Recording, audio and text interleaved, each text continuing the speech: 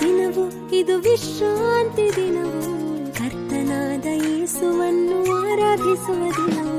ಭಾನುವಾರ ದಿನವು ಇದು ವಿಶ್ರಾಂತಿ ದಿನವು, ಕರ್ತನಾದ ಯೇಸುವನ್ನು ಆರಾಧಿಸುವ ದಿನವು.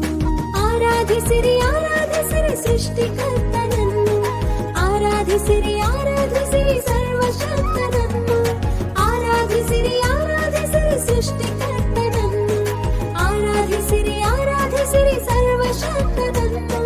ಭಾನುವಾರ ದಿನವು ಇದು ವಿಶ್ರಾಂತಿ ದಿನವು, ಕರ್ತನಾದ ಯೇಸುವನ್ನು ಆರಾಧಿಸುವ ದಿನವು. ಭಾನುವಾರ ದಿನವು ಇದು ವಿಶ್ರಾಂತಿ ದಿನವು.